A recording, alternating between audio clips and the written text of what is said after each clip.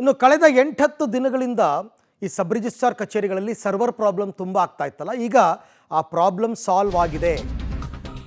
ನೋಂದಣಿ ಮತ್ತು ಮುದ್ರಾಂಕ ಇಲಾಖೆಯವರು ಈ ಪ್ರಕಟಣೆಯನ್ನು ಹೊರಡಿಸಿದ್ದಾರೆ. ಕೊನೆಗೂ ಸರಿ ಹೋಗಿದೆ ಆಸ್ತಿ ನೋಂದಣಿ ಸರ್ವರ್ ಪ್ರಾಬ್ಲಮ್. ಕೊನೆಗೂ ರೀಸ್ಟೋರ್ ಆಗಿದೆ ಕಾವೇರಿ 2.2 ಅಪ್ಲಿಕೇಶನ್. ಒಂದು ವಾರದಿಂದ ಹೆಚ್ಚು ಕಡಿಮೆ ಸಂಪೂರ್ಣ ಸ್ತಬ್ಧವಾಗೋಗಿತ್ತು. ಇದರ ಪರಿಣಾಮ 256 ಸಬ್ ರಿಜಿಸ್ಟ್ರಾರ್ ಕಚೇರಿಗಳಲ್ಲಿ ಆಗಿತ್ತು. ಈ ಎನ್ಕಂಬರೆನ್ಸ್ ಸರ್ಟಿಫಿಕೇಟ್, ಋಣಮುಕ್ತ ಪತ್ರ ಅಂತ ಹೇಳ್ತಾರಲ್ಲ, ಅದು CC, ಈ ಸೇವೆಗಳೆಲ್ಲ ಸಂಪೂರ್ಣ ಸ್ತಬ್ಧವಾಗಿತ್ತು.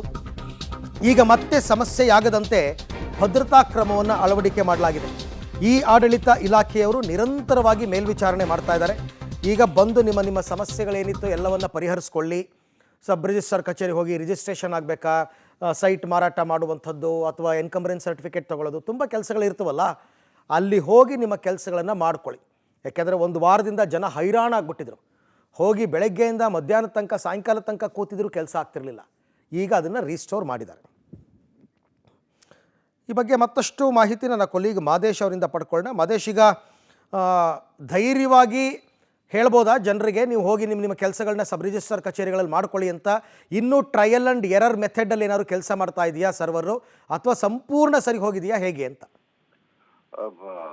ಅರವಿಂದ್, ಈಗ ಸಚಿವರಾದ ಕೃಷ್ಣ ಬೈರೇಗೌಡರ ಮಾಹಿತಿಯ ಪ್ರಕಾರ, ಜೊತೆಗೆ ಇಲಾಖೆಯ ಮಾಹಿತಿ ಪ್ರಕಾರ ಎಲ್ಲವೂ ಕೂಡ ರಿಸ್ಟೋರ್ ಆಗಿದೆ ಅನ್ನುವಂಥದ್ದು. ಅಂದ್ರೆ ಒಂದು ವಾರದಿಂದ ಸಂಪೂರ್ಣವಾಗಿ ಸ್ತಬ್ಧವಾಗಿದ್ದಂಥದ್ದು ಈ ಕಾವೇರಿ 2.0 ತಂತ್ರಾಂಶ ಏನೋ ಅಪ್ಲಿಕೇಶನ್ ಇದೆ, ಸಂಪೂರ್ಣವಾಗಿ ಸ್ತಬ್ಧ ಆಗಿತ್ತು. ಜನ ಯಾವುದೇ ರೀತಿಯಂತ ಆಸ್ತಿಗೆ ಸಂಬಂಧಪಟ್ಟಂತ ನೋಂದಣಿ ಆಗಿರ್ಬೋದು, ದಾಖಲೆಗಳನ್ನ ತಗೊಳ್ಳೋದಕ್ಕೆ ಸಾಧ್ಯ ಆಗ್ತಾ ಇರಲಿಲ್ಲ. ಆ ಮಟ್ಟಕ್ಕೆ ಸಂಪೂರ್ಣ ಸ್ತಬ್ಧ ಆಗಿತ್ತು. ಜನ ಹಿಡಿಶಾಪ ಆಗ್ತಾ ಇದ್ರು, ಸಬ್ ರಿಜಿಸ್ಟ್ರಾರ್ ಆಫೀಸ್ಗಳು ತುಂಬಿ ತುಳುಕ್ತಾ ಇತ್ತು, ಯಾವುದೇ ರೀತಿಯಂತ ಕೆಲಸಗಳು ಸರಿಯಾಗಿ ಆಗ್ತಾ ಇರಲಿಲ್ಲ.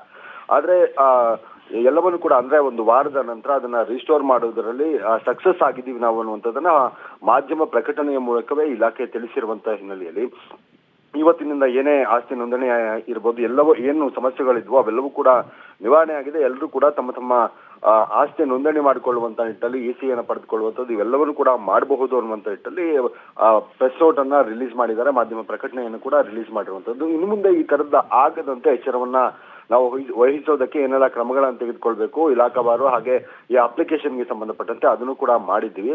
ಇನ್ಮೇಲೆ ಈ ರೀತಿಯಾಗಿ ಆಗಲ್ಲ ಅನ್ನೋ ತರದ ಭರವಸೆಯನ್ನು ಕೂಡ ಕೊಡ್ಲಾಗಿರುವಂಥದ್ದು. ಇನ್ನು ಮುಂದೆ ಈ ತರದ ಸಮಸ್ಯೆ ಆಗಲ್ಲ ಅನ್ಸುತ್ತೆ. ಅರವಿಂದ್, ಥ್ಯಾಂಕ್ ಯು ಮದೇಶ್, ತಮ್ಮೆಲ್ಲ ಮಾಹಿತಿಗಾಗಿ ಧನ್ಯವಾದ. ಸೊ ಧೈರ್ಯವಾಗಿ ಹೋಗಿ, ಹಾಗಾದರೆ ಇಲಾಖೆಯವರು ಹೇಳಿರೋದ್ರಿಂದ ನಿಮ್ಮ ಕೆಲಸಗಳೇನಿದೆ ಸಬ್ ರಿಜಿಸ್ಟ್ರಾರ್ ಕಚೇರಿಗಳಲ್ಲಿ ಮಾಡ್ಕೊಂಡು ಬನ್ನಿ.